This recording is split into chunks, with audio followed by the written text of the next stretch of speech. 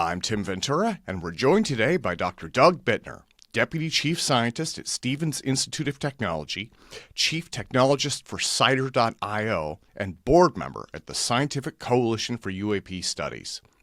Doug is a scientist and engineer with over 30 years of experience, including 20 years of experience at the Aerospace Corporation, 7 years at XonTech, 2 years on Silicon Valley startups, and NASA consulting work on the StarDust mission. He currently works as a senior member of the scientific staff at Stevens Institute of Technology, as well as being an Adjunct Assistant Professor at the University of Utah, where he teaches on space mission engineering. Doug has a PhD in aerospace, aeronautical, and astronautical engineering from the University of Southern California, and both a bachelor's and master's of science in physics from Oregon State University. So, Doug, welcome. It's a pleasure to have you with me today, sir. Thank you. Happy to be here.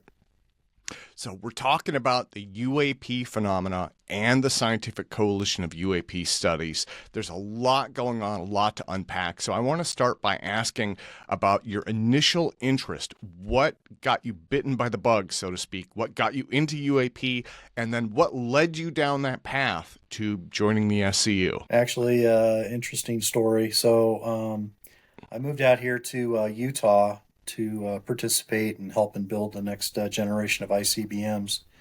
And a little show came on right after Curse of Oak Island called Secret of Skinwalker Ranch. So started watching that, and I thought, well, I'm in Utah. I happen to know a couple of things about science, so, maybe I could help out a little bit. And found out that Brandon Fugel was actually Aerospace's landlord out here at Hill Air Force Base. And contacted him, and he got me in touch with Eric Bard. And so I, emailed Eric for a couple of years. Have since discontinued. He's got plenty going on, and he's plenty busy. So fundamentally, just got interested in it, and I kind of grew up hearing stories about my grandfather apparently seeing a spaceship in the field out behind their house. Apparently, it had spooked some cows. My cousin and I seem to recall it differently in terms of the way it was told to us. So she said that, fundamentally my grandfather went out there because he heard the cows acting up. And then I seem to recall my mom saying something about aliens, but now she says, well, I don't remember saying aliens. I go, well, okay, the story's changed over the years, or my memory has changed. So that's kind of how I got into it. And then I left Aerospace Corp, and as I was in the process of leaving, I was looking for, society to join and help out, and kind of stumbled across SCU and did a fair amount of research on what they were about and some of their papers. And so I thought, yeah, I could help out there. And so that's joined, and I guess the rest is history. So. Yeah, the rest is history, and now you are on the board. So let me put a plug in for the Scientific Coalition for UAP Studies. I am a big advocate of the work that they're doing. The URL is explorescu.org. I want to urge anybody who is listening to this to visit the website. There is a conference coming up. Yes. I believe it is near the beginning of June. So explorescu.org, that is worth visiting. The scientific work going on there is just par excellence. It's absolutely amazing. So since you are a board member, let me ask you for a few words about what makes the SCU different than some of the other organizations that are out there, and why should people get involved with the SCU? So, my big draw to it was just the preponderance of advanced degrees. And you usually have depth, but this had the breadth and the depth, right? So that was the big draw for me, is, just taking a look at some of the people's backgrounds. I can't remember all the details in terms of percentages of PhDs and bachelor's and masters, but everything I looked at in terms of the papers they were doing, you could tell they were spending a lot of time on the review of them. And it's only gotten better through time. We're in the process of, putting, peer review standards in place for ourselves, and trying to get to where we're pushing our articles towards the mainstream journals. And, we just have a lot of stuff going on. In terms of if you want to be able to I would say get in on the cutting edge of UAP research. SCU is where to go. Just first and foremost. You can we got our conference coming up. That's I expect a big contingent of people dialing in this year. Not because of COVID, but because the government shutting down funding for other govies. So that's very low overhead. You don't have to travel for that. You can dial in from anywhere in the world. So Yeah. yeah, we are trying to put out good science. So I think the SCU does an amazing job. One of the things that I like most about the work being done there is the SCU is not drawing a lot of premature conclusions about what the UAP phenomenon is, but I also wanted to ask, given your education and expertise in aerospace engineering and physics, would you say that some UAP are aerospace vehicles of unknown origin? so I personally haven't seen I would call sufficient evidence of that yet. Now I will say that I have seen evidence, but when I say sufficient, I would say our due diligence isn't done on some of that evidence. Um, you know, you probably know I'm working on the Connecticut UAP study with Ben Hansen. That one I'm doing outside the SCU, but I'm trying to get it to where I can bring it inside the SCU. I'll call it, trying to do our due diligence on the phenomena before we actually start turning it into a real study, right? Let's try and get rid of all the prosaics. The problem is with 90 plus percentage of what we see out there being prosaic explanations. I just spent some time yesterday on the telecon, about an hour and a half, with somebody that has a lot of video, and I'll say the vast majority of what I see, I can point at satellites, or I can point at meteors or meteorites. But then there's going to be a small percentage of where I'm like, yeah, I don't know. I can speculate, right? And when I have to speculate, that means more data is really needed in some of these areas. Now, in terms of vehicles, I'll just go back to what my grandfather apparently saw. Let's just have to leave it at that. I mean, I would love to be able to say yes, but at the moment, I have to be on the fence. I have to be skeptical, and I would say, people depend on scientists to be skeptical and until they get the evidence to be able to sway themselves off the fence. So Yeah, well, and I'm right there with you. I think it's good to be able to plant a flag and say, this is what we know. And then, I think it's also good to be able to speculate a bit and say, mhm. this is what could be going on, but we're not sure, Right. right? And you have to delineate between those It's scientifically. certainly one of the hypotheses, right? And so anybody that's ever gotten a PhD, it's all about hypothesis testing and learning how to do that, how to do research to be able to, narrow down or either rule in or rule out, right? And typically you're trying to, if I find one case that I can say, yay, verily, that's and this is where I was like, you probably saw me poking Gary Nolan in the chest a little bit. It's like, where's the data, you know? So Well, for me, that one case is the Aguadilla UAP sighting. The Customs and Border Patrol footage is just as credible as the Nimitz footage, much higher quality, and demonstrates or appears to demonstrate both transmedium travel and what could be called gravitational lensing around the craft. What are your thoughts on those possibilities? it's funny you should ask me that. So as you know, the AARO just came out and said, yay, verily, it's a Chinese lantern, right along with Mick West, and they're not the only ones. So the SCU has just pulled together a team of independent scientists that did not participate in that analysis, and I must admit that I'm one of them, and that's as much as you're going to get out of me at this point until we have our independent analysis. Okay, Chinese lantern, huh? It's so we're back to that. We've come a full circle. What is that, like the 50s and then the 70s, and it's just whitewash explanations. So, Yeah, we've got to do our okay. due diligence, and so we will independently look at it and give our opinion. So, Dr. Kevin Newth at the SU has done several studies on UAP data going back to the 1950s, and he feels confident enough in his case to state that UAP are extraterrestrial in origin.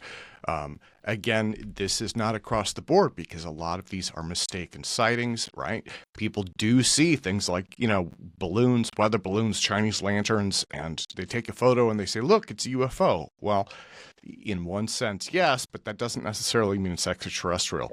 What are your thoughts on that possibility, though, the extraterrestrial hypothesis? More data needed. I mean, I think NASA was spot on. Even I was even in on a board panel a couple of weeks ago with AARO's science advisor, and we're both of the opinion we need more data. I kind of kicked off the science that panel with the science advisor by showing three very good cases where I'm scratching my head. I can say it could be a UAP or it could be something else, and the problem is we need the data to be able to say it's UAP, and then okay, if it is still in the UAP class, what is it? Is it a hard thing? Is it a drone from extraterrestrial? I mean, there's a whole bunch of things that we can go down that rabbit hole path, if you will. But in going down that, I need to be able to first make sure I've got everything else pretty much crossed off. What I call it's not only it's called Ishikawa diagram or a fishbone diagram, right? We use this when we put up satellites and we got some anomaly on the satellite. Same thing. We got an anomaly here, right? And you go through and you do your due diligence on all the little fish bones, and you put a red, not this thing, until you're down to what it has to be because you've ruled out everything else. And that fundamentally is how science and engineering works. You got to go through, you got to do your due diligence, and so you can either rule in or rule out. And unfortunately, the data's not there to do the rule in. Hats off to Skywatcher and all that, but people that are looking for the hard science are going to be looking for where's the thing I can go touch? Where's the thing I can go poke at? I can take photographs myself instead of seeing it. I can, validate the photographs. I got, things of that nature. And so there's just a whole bunch more evidence, and I'll call it, what I'll call rock solid evidence, right? To where even your most diehard, not a UFO person will say, okay, it's got to be something that's not of human origin, and that's where you got to take it. Well, so going back to, rigorous scientific interpretation and analysis, for me, it seems like there is kind of a tipping point, I guess, where if you're able to definitively prove, or at least say to yourself, yes, this is some kind of an artificial aerospace vehicle of unknown origin, right? When you look at the Nimitz sightings, the performance and flight characteristics of that, or at least what is reported and documented, I know that was a big inspiration for Dr. Kevin Newth, because he was looking at that saying, okay, if this is an artificial craft, if this is something that is not some kind of a mirage or anything like that, then the performance would tear apart a normal airframe. The G-forces would instantly crush any kind of a pilot or life form inside of it, right? And so it seems like that takes it, it's not just moving it forward one step, it's moving it forward 4 or 5 steps all at once, right? Right. Well, I've got a lot of respect for Kevin. I really do. But I've also looked at, I'll say, a little bit of the AARO analysis. And unfortunately, it's one of these things where, and in fact, even in the panel with their science advisor, somebody in the audience brought up the Nimitz case. And my comment back to him, I go, trust me, both of us know the Nimitz case. I said, but, I know what AARO's perspective is, gee, wouldn't it be nice to have that radar data? It's gone. And I would say it got very uncomfortable and very interesting during that discussion, specifically on that, because you don't have that data. It's not archived off somewhere. Apparently it's lost. You talk to the guys on the Nimitz, I know Ben Hansen did, like on season 1, first episode, right? Somebody came on board and took their data. Well, gee, then if they took the data, it's got to be somewhere. And so, the military is a big organization, and maybe some black program out there has it, but it doesn't sound like AARO's aware of it. So, well, and that goes to what David Grush has said, right? He believes that there are some kind of black projects out there that maybe even trying to reverse engineer these craft. Have you seen any indications of anything like that? I personally have not. Now, I will say that I have talked to Eric Davis. Both of us came out of Aerospace Corp. And in fact, being part of the SEU, I reached out to him and we kind of was like, I think I remember being in an office with you once or in a meeting. Um, but yeah, I think it was when I went to visit Huntsville for a different program. They have tornado warnings, right? And when you have a tornado warning, everybody goes into the central part of the building. And I think we were in the same conference room, waiting it out at one point. So, but anyway, I have heard what he talks about, um, and I would say he's very convincing. But yet, again, I've got to be the guy on the fence at the moment, and I have to be the guy from Missouri saying, "Show me," right? So. Yeah, no, that makes absolute sense. Well, let me ask about AARO. I wanted to ask what your thoughts were on the UAP historical report that they released. Robert Powell at the SCU wrote a detailed criticism of the AARO report on Twitter, concluding with the statement AARO should stick to its mission statement, leave science to scientists, meet its requirements as laid out by Congress, and stop its bickering with the claims of whether or not recovered ET craft exist. This is the job of Congress.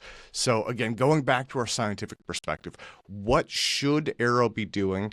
Are they dropping the ball in any way? And is there more they could be doing? I honestly think they're doing the best they can with the resources they've been given. Now, one of the things you need to understand is when you are an office inside the Pentagon, you're not allowed to ask for money. You cannot have something going up to Congress saying, I could do a better job if you give me more money. Can't do that. And so at some point, they will do the best job that they can with the resources they're given. And, based on everything I've seen out of them, and I've talked to them, I see them doing exactly that. Now, one frustration I see from them is they have to protect national security, and national security has to be first and foremost in their minds.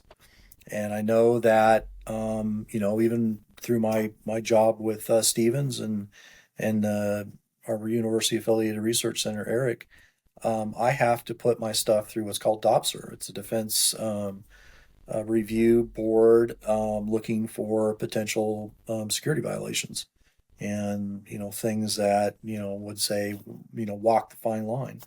And having worked in that I would say arena for 20 plus years, you kind of know where that red line is and try to stay away from it. So fortunately, I haven't had any issues. But I can just tell that that's an issue that they have to play through, right? And specifically with vulnerabilities is the big problem, right? And our capabilities. You don't want to give your adversaries, carte blanche access to what you can do and what you can't do. So.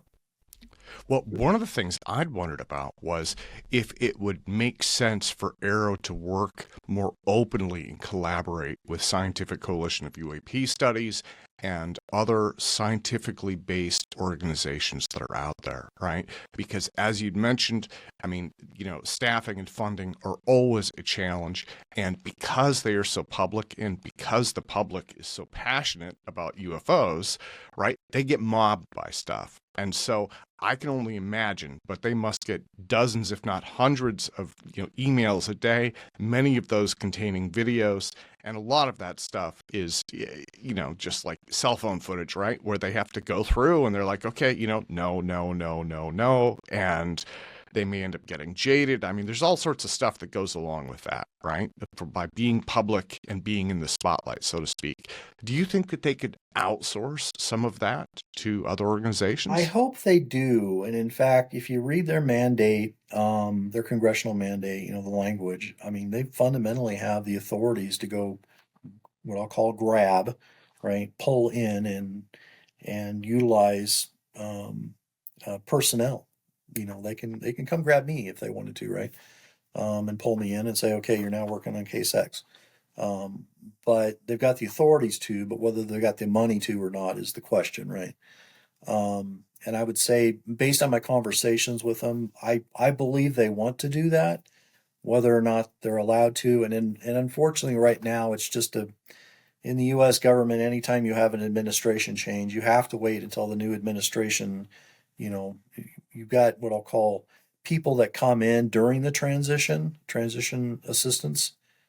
They'll sit in on the meetings. I know when I was in the Pentagon, I was in the first Trump administration transition, and we had political appointees coming in, or political identifiers that are they'll attend all your meetings and see what's going on.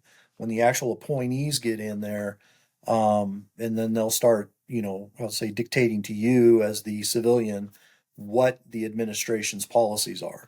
And so that's just kind of the way you have to do it. And when you have that administration change, it's you have to wait until those boots are on the ground and telling you what to do.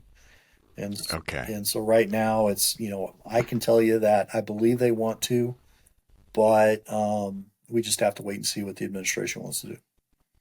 Well, one of the reasons I mentioned that was I had the very distinct impression that Dr. Sean Kirkpatrick, as well as others, ended up with what you might almost call a siege mentality. And again, this goes back to the public nature of the work that they do, right? But AARO is squished in between the government, the Yep. Defense Department, Congress, and the general public, and everyone is passionate about this.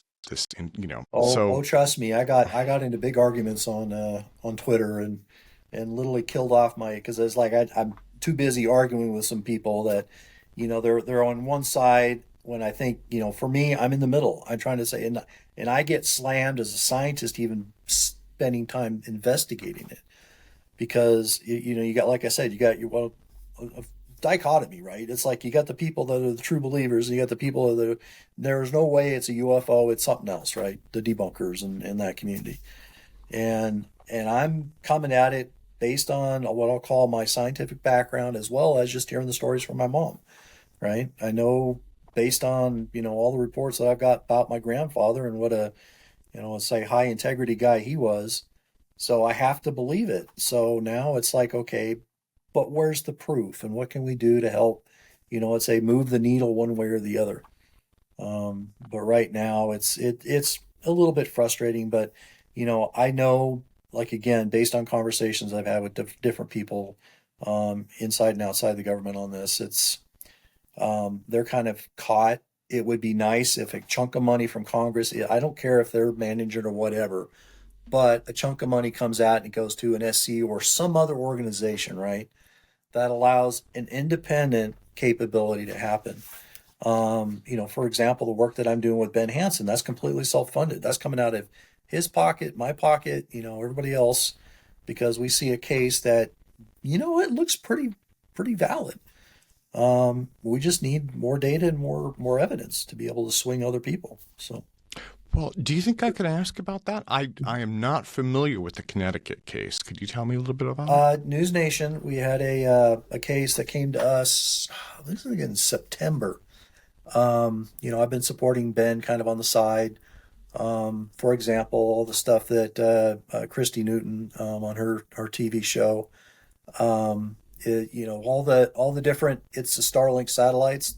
I was the guy doing that analysis, and I had to laugh at one couple. It's like, well, we just wish there were people that really knew what they were doing this analysis, and all I was doing was laughing because it's like, I do this, right? And so what we're trying to do is vet these cases. Ben will get them through his website, and this was a really good case. I mean, we had video. I looked at the video, and I pretty much don't believe it's a Chinese lantern, even though that's probably one of the higher probability prosaics. We took a look at drones, stuff. You listen to the police officer's testimony about what happened. We talked to him. I mean, police officers are considered very high credibility. The same with pilots, and those are the kinds of cases that we try to focus on. There are some other ones that we will take, but and so we've got the video on this case. We worked it as much as we could offline, and then it broke on News Nation actually on Thanksgiving Eve.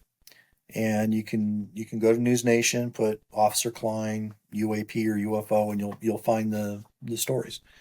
And so then we went out there and in December of 2024 and spent about 4 days out there, I believe 3 4 days, and we're out around found out where he was, and so we're going to try and go out there again in May and do some more, I'll call it boots on the ground. I will leave it vague in terms of everything we're doing. I'll hopefully be able to provide a little bit more information at the SCU conference, specifically in the additional data we got. And I'll have an analysis on the data that we do have already in Okay. pocket. So there is video out there for this one then. Yep. Now, I should preface that by saying video is becoming more and more questionable over time. I think one of the challenges that we're seeing, someone said this to me the other day, is that we've entered the realm of AI generated fakery to the point where you can't trust video anymore, right? But saying that, you could say the same thing about photography, right?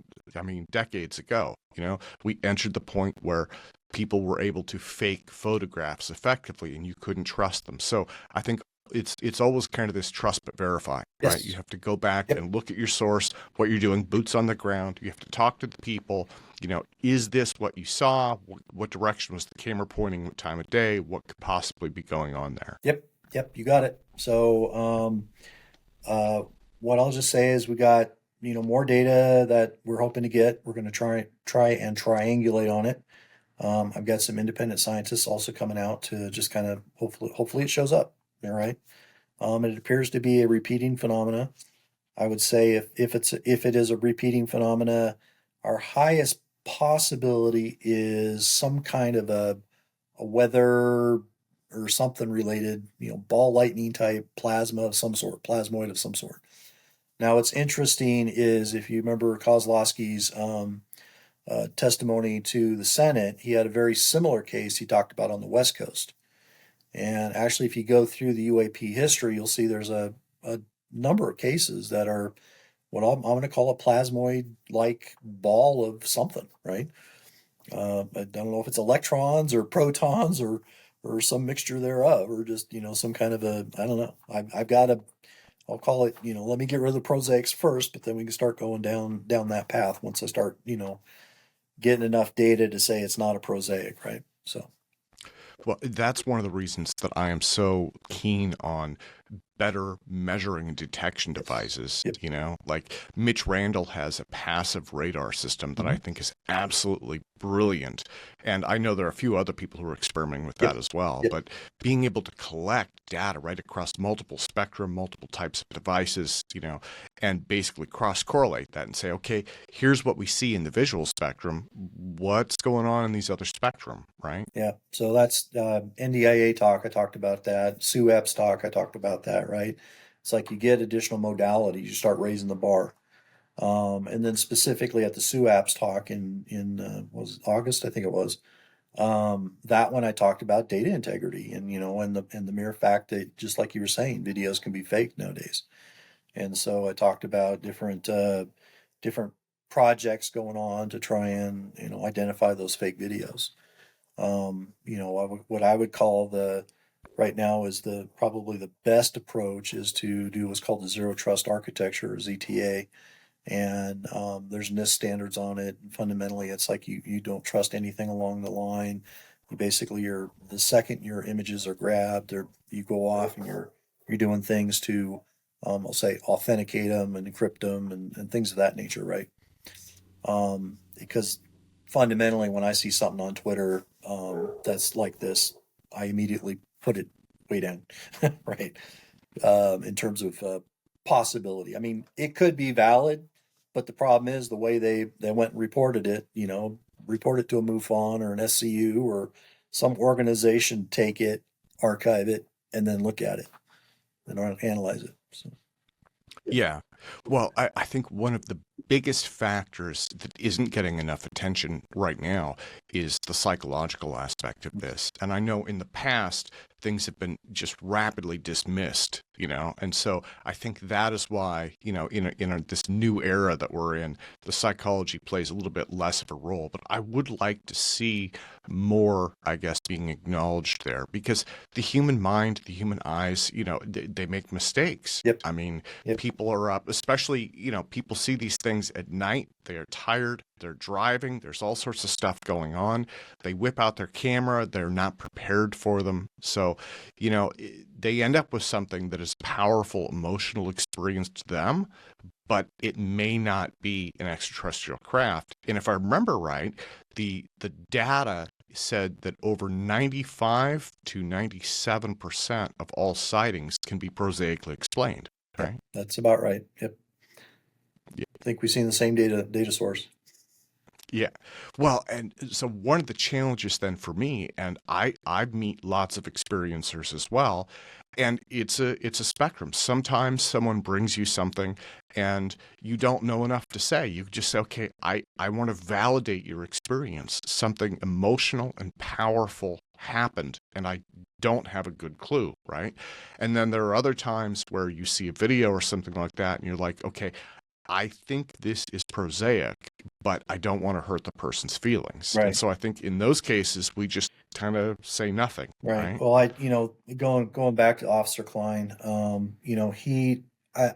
my hat's off to the guy. I mean, it took a lot of chutzpah to come forward, and he's as much as admitted, if I didn't have video, we wouldn't be having this conversation. And so, for somebody that's professional, I know he gets a lot of email, a lot of stuff, and he says, he's got people just telling him he's lying. It's like, well, no, he's not lying. I've personally spent time with the guy. It's fundamentally shooken him. I mean, if that kind of thing happened to you, and honestly happened to you, I mean, it'd shake you to the core, right? And at the time, he says he wasn't scared. He's like trying to wrap his mind around, what the heck am I looking at, right? And I'm just thankful he did get a video, because then that's something I can analyze, I can look at, and I've done quite a bit of analysis. Some of it I'll probably report on, some of it I won't, until I get additional data. Because part of the problem is it's an iPhone, it's a distance away, and I don't know the exact zoom factor he was at. It could be zoom 1, 2, or 3. We think he was at 2 or 3. That kind of stuff. So I don't, I do know how he said it was about the size of a Mini Cooper, about 30 feet away from him. So from that estimate, I can say, okay, it's about 5 feet plus or minus a foot, right? And so I can start doing lots of stuff on that. But I can tell you that when you take a look at the video and you zoom in on the object, yeah, it's something weird. And he says he could feel it's like the light was intensity. He says it wasn't hot, it's just intense, right? But he didn't have any radiation burns afterwards, and I took a radiation detector out there 2 years afterwards, but I mean, I was right at normal. It was not elevated at all. So, yeah, we don't know what it is. And so, you talk to AARO, they talk about the triangular craft being another one that's, the, triangular shaped or boomerang shaped type thing, as being another one that they get a lot of reports on that they don't know what it is. So. Yeah. For me, a lot of this is communication based, Mhm. right? Like you said that people told him that he was lying. I think in a lot of cases like that, people may not actually feel that. They may think this person is mistaken or, something along those lines. They just don't know how to express it. And for me, this is one of the things that I do like about the term experiencer, right? Is that it does validate the experience. And that applies to UAP as well as a variety of other things. People have religious experiences, they have epiphanies, they have all sorts of things. And they're able to say, you know what, this is real, something happened. Yes. But they really Yep. can't quantify that in any way. Yeah, but the problem with the hard scientists that we've had for over the years is like, well, okay, it's all up here, right? But now I got cell phones and I've taken some pictures, right? I don't have just an old grainy camera, black and white, where half of them it looks like somebody threw a hubcap up, right? But now you got cameras, the I mean, the resolution's getting way better. Um, my take again is to put authentication type software on there per CIDR is, fundamentally where we're trying to go, right? Is so that when you report it, basically you've now in the device, the software is taking control of it. It's authenticated it. You're reporting that up, goes into a database and gets archived off. And now you can say, hey, and on top of that, I've got more than one person. Hopefully you've been able to crowdsource it, right? So now I've got triangulation and I can say, hey, that was, half a mile away. That was not out in outer space. It had some movement that we can't account for, so that's the kind of thing you can't account for from standard physics.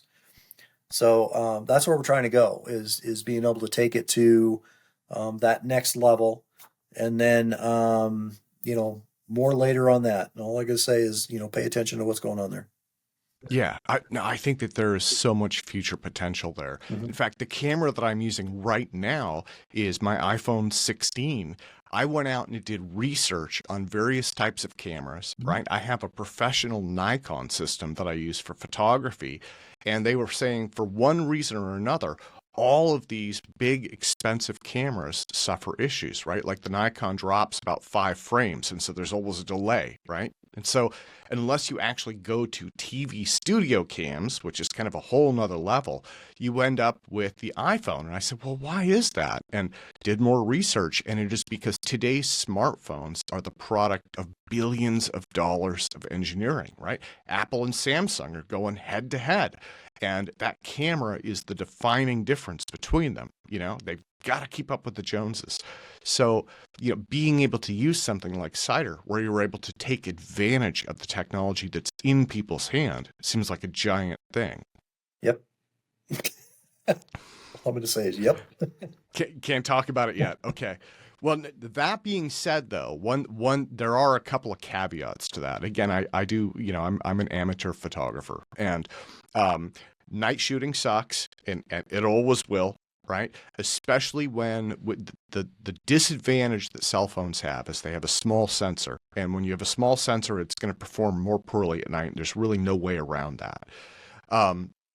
The other thing is because they have a small sensor and that flat profile, you don't really have good zoom, right? And so, like with the Connecticut video, you said he was probably at 2 or 3 times zoom. So you're probably dealing with some graininess and pixelation. Right? There's a little bit, yeah. And on top of that, it's your normal standard. It wasn't JPEG. Fortunately, it was one of those other standards. I can't remember off the top of my head which one it was, but you get that compression, and you can see those compression artifacts. I'm thankful that they're starting to move off of JPEG in terms of the cell phones, because every time I get a JPEG image, all I do is shake my head. At least I can tell whether or not it's been faked if it's a JPEG easily. But unfortunately, when you got small detail that you're trying to look at, it's hard to do that. But the newer phones are doing way better. They've got a lot more, inherent memory in them, and some up to a terabyte now is what they're now shipping them with. So I mean, you've got lots and lots of storage, and so you can do some very good video. Daytime video will be fantastic. Nighttime video will still have its challenges, but there's things that they're doing on the nighttime video as well, so it still doesn't look too bad, right? In terms of an amateur photographer trying to go out and do something. Now, what are your thoughts on using AI to go through some of the existing data, photographs, video, things like that are out there?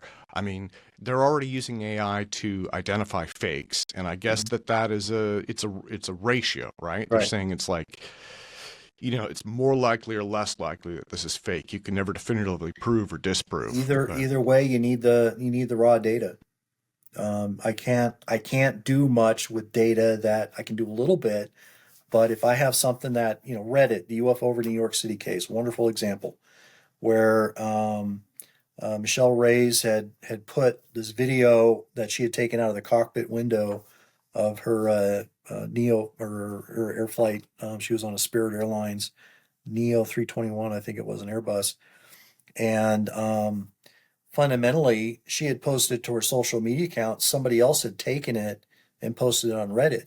She does not know who that person is, but I could do a little bit with that information, but we had to find the witness with the raw video to be able to say definitively what it was.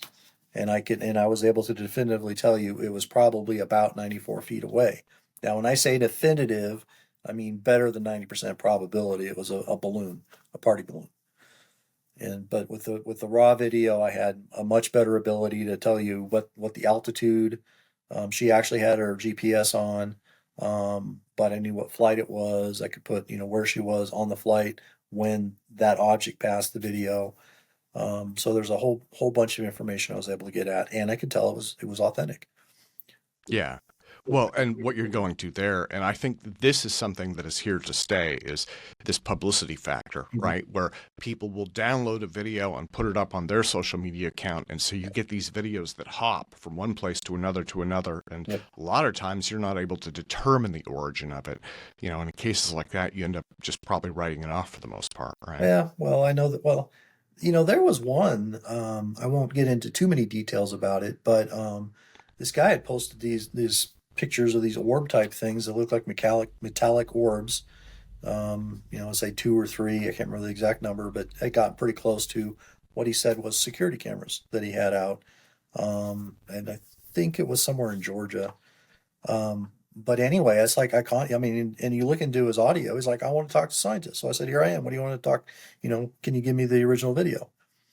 And I says, could you please submit it to SCU or Ben Hanson's site or, and I give him a few options and fundamentally, this was over a year ago and I'm still waiting. Right? And so Yeah. when I see that kind of stuff, I teach space mission engineering through the mechanical engineering department. Okay. And I know I could tell my students, go create this, and I'll bet you money they could.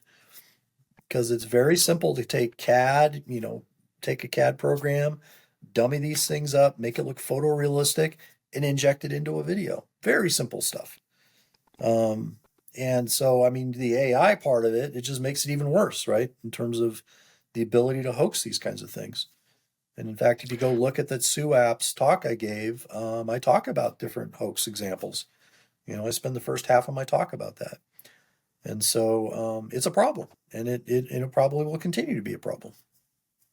Well, and this goes back to the science, and it goes back to the SCU. And the main thing, I mean, the main reason that the SCU is what it is and does such an amazing job is because it's focused on the science, right? And Kevin Newth and all of the other presenters that I've seen in the past have talked about different types of hoaxes. People hoax themselves as well Yes. as hoaxing the rest of the world. We are human. We make mistakes, Yep. and that's okay.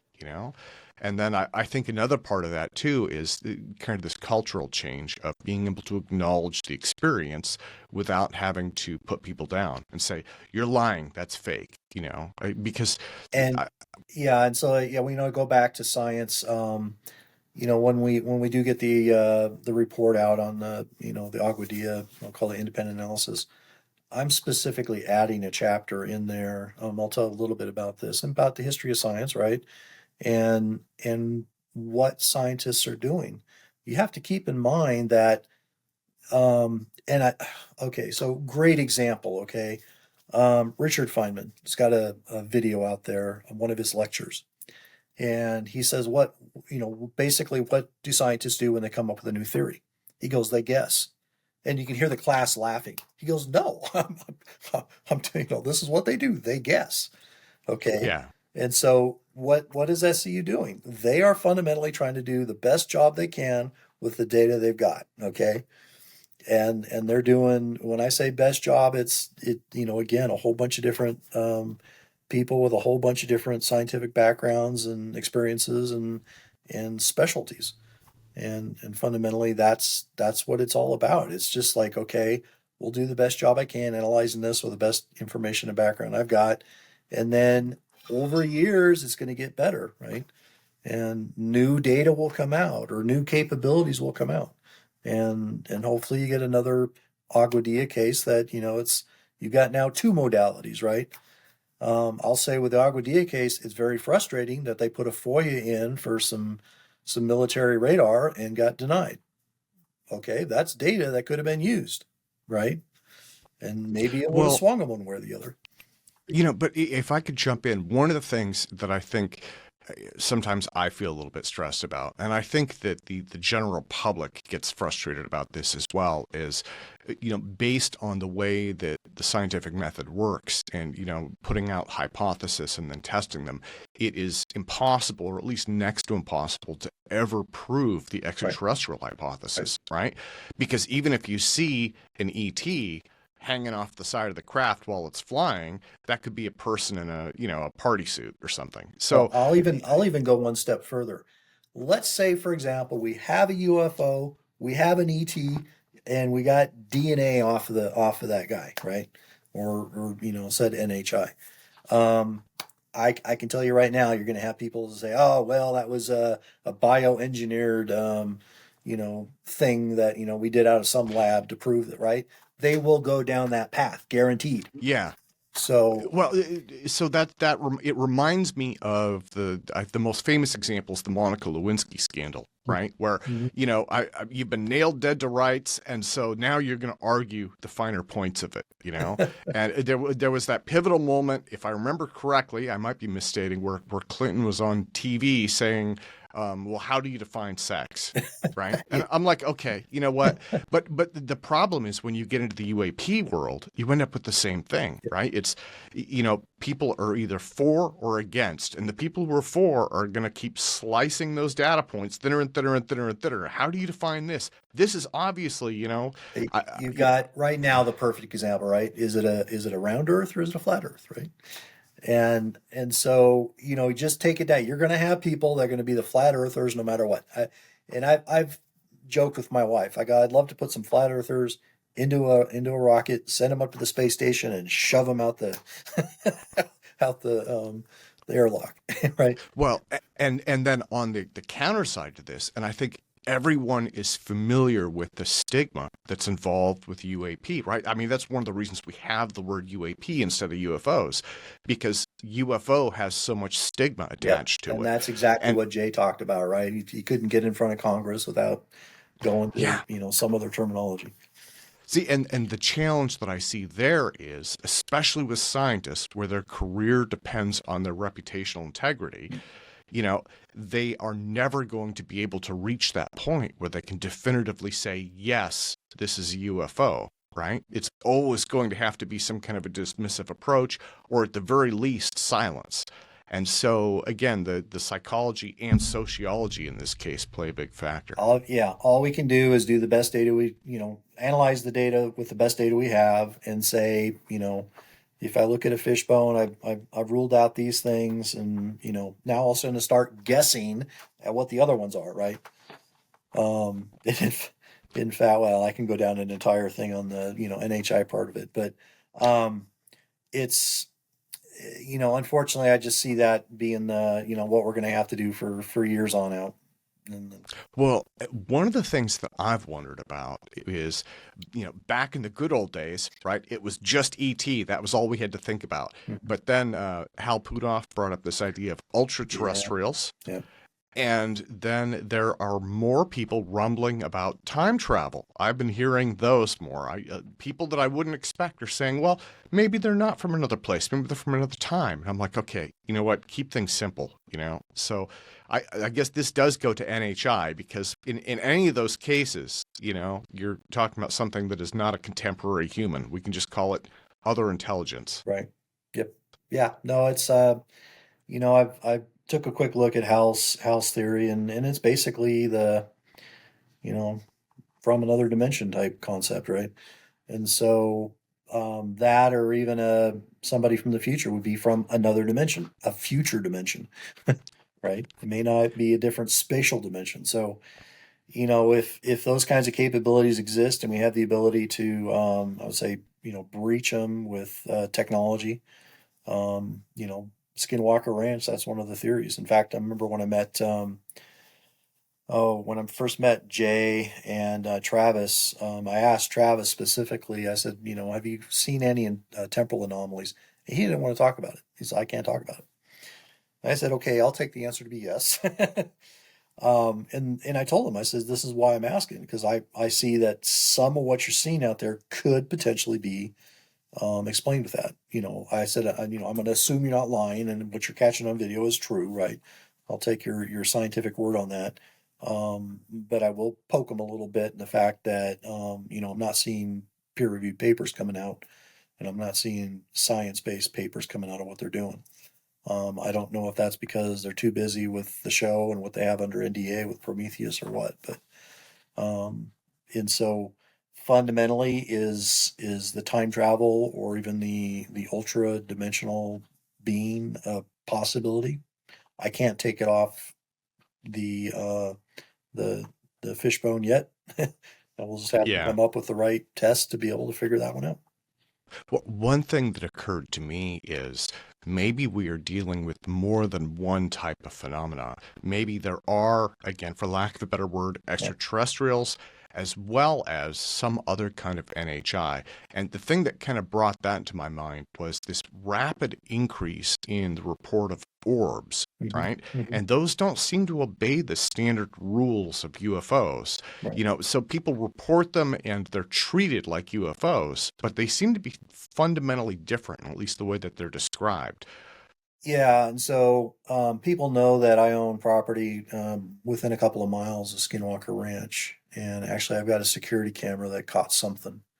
And it was kind of interesting when I showed it to Jay. He goes, "Well, I think you caught an orb," and I'm like, "I'm not going there yet, Jay. I'm going to call it a line anomaly at this point." Because the problem is I get the trail cameras, and I got a handful of trail cameras out there. It's not scientific quality. The mere fact is what it is it was actually a, what yeah, it does report in video, so it's got a reporting picture. So I got a picture at sometime, and 12 hours later I got another picture. So day and night, and the it was a nighttime one, and now I've got actually three cases of nighttime videos or nighttime images, excuse me, to where I've got something that a light showing up where there should not be a light, and it's a ball type thing. And the very first one I got is still my best one. And the thing is, where it shows up, I can see light reflecting off a gate in front of it, and there's a pile of crap behind it from my neighbor's house, and I can see light being reflected off of it. And so, unfortunately, with these trail cameras, you can't control them in terms of exposure time and all of that stuff. And it's heavily JPEG'd, but I show it to people and they're like, "Oh, okay, I see what you're talking about, right?" Um, and so the orb concept is interesting. I mean, I've got some other stories about orbs, and right now all I can say is intriguing. I know people talk about the spirit orb, it being some, spirit from somebody that's passed away. Again, as a scientist, you see something, I would say, okay, my eyeball saw something, or I've got something on a camera. Again, what's my Ishikawa diagram? What does it look like? How can I start not nailing stuff down? Because I'm going to call it anomalous at the moment, and that's all I can say about it. It's not something that normally shows up on an image, or something I normally see with my eye. Or for my wife example, I mean, she's seen stuff too, and it's like we don't know what it is. Do we have the technology to nail some of this stuff down? In some cases, we can help eliminate some of those branches off the fish dome diagram, but other ones we don't have the technology. We don't know how to approach it. And so yeah, it's interesting stuff. It really is. That's what's drawn me into it. Yeah, yeah. The orbs are, for me, it's become more interesting because I have actually met a few scientists who have gone out searching for what they thought were UFOs, and as they started to research it, they started finding orbs. Mm-hmm. One of them actually set up scientific equipment, I think, out in New Hampshire, and he was told this is a UFO hotspot. You'll see UFOs here all the time. And when he started actually recording and documenting stuff, what he came back with was orbs. Mm-hmm. So there's some interplay there. And the thing that I've wondered is, what if these are two different phenomena and unfortunately by combining them we end up ruling out a bit of both. Yeah. So And in fact, I've had a discussion with Rich Hoffman about exactly this topic. His opinion is probably a large percentage of these UFO sightings going back in history. He pointed me to Project Identify from Rutledge in Missouri, in around Piedmont, Missouri, as the location in the Mark Twain Forest in the Ozarks. Again, very interesting case. It's kind of funny when I looked at the histogram inside of there. We had satellites up at the time when he was doing that, and it very easily could have been basically your satellite flash, or satellite flares, excuse me. But from satellite versus Starlinks is what everybody's familiar with nowadays. So, the thing is, the technology existed at that point where potentially that still could be a significant number. Which interests me about this Connecticut case is you can tell definitely it's not a satellite. If you know what satellite looks like, what it's gonna travel in a straight line. It's gonna be about the same speed as it goes. Um, and so I mean you can have a bunch of them in a row doing the same thing, right? But the point is you look at the orbital mechanics. This thing was not orbital. It was sitting in one spot and then it started drifting off to the right. So, and in fact, it was sitting there and then it looked like it turned. When you look closely at it, that's the appearance, right? Now, the, one thing we still have on the, say diagram or the a branch that we have not yet quite crossed off is what I'll call a sophisticated hoax, where I got some kind of a Chinese lantern or some kind of a flare and some kind of a thing where I've got a drone at distance, right? That's a possibility yet. But when you take into account the officer's testimony, um, all I can do is do what I can to try and capture it again because of some of the other testimonies we got from the area that it's a repeating phenomena. So we can just do the best we can and try and get data to help rule those out. Well, and actually, that just made the foreign adversary idea or hypothesis pop into mind as well, Mhm. especially things on the East Coast, because we just had that rash of drone Yep. sightings there. Yep. And for me, this is one of the things that makes organizations like AARO so necessary, because it would be very easy for an adversary to slip in, right, with the chaos. I mean, people are reporting drones all the time anyways, so we'll just put up a few of ours with cameras and slide in unnoticed and get all the, intelligence that we need. Yeah. So I actually talked a little about at the NDIA Tech 101 briefing I gave last week, about 2 weeks ago now. But fundamentally, yeah, you need potentially a mandate that all drones shall have like an ADSB type capability, right? Adversaries, when it comes to military adversarial drones, they're not going to pay attention to that. In fact, they won't do it on purpose, right? But the fundamental thing that we need some kind of a capability in this country. Maybe it's a bistatic radar that's ubiquitous that would catch a technology like a drone very well, unless you started doing stealth drones, right? It'd be a little harder. But I mean, there's technology we could deploy that would take care of a good chunk of it, be able to figure out what it is. Yeah, yeah. Well, Doug, on that note, I want to thank you so much for your time today. It has truly been an honor having you with me. It has been a ton of fun talking with you about the UAP topic. Again, explorescu.org. I want people to visit the Scientific Coalition for UAP Studies and learn as much as possible about it. So let me close by asking, what's coming up for you this year? And do you have any predictions in terms of the UAP phenomena in the headlines? Oh wow! I just think the headlines are going to continue to roll, right? It's going to compete with Trump and whatever he's doing, but hopefully it bubbles up enough to where it comes out. Yeah, I'm I'll be interested in see what happens with Skywalker, or excuse me, Skywatcher, and what Gary Nolan's doing with them. That'll be on the top of my list for what I hope to see come out. I hope to see papers related to that, right? You rarely have spectral data and other things, or RF, or whatever I want to say modalities are looking at in the EM spectrum. That would be for me, that would be the best one, to where you could then have independent analysis. I'd love to see them bring in some independent analysis, scientists that are more on the skeptical side, right, with their own independent data. That's one of the things I do like that they're doing out at Skinwalker, is that they're actually bringing independent scientists in, right? So, I mean, it's a host. We'll see. The only time will tell. Me personally, I'm going to be working on the Connecticut case with Ben Hansen and team. Got a good group there, and hopefully we get some data, and we'll talk about it in June at the SU conference. So hope to see you there, or at least hope to have you online and take your questions about it. Wonderful. Doug, let me thank you again so much for your time today, Yep, sir. no problem. Take care, Tim.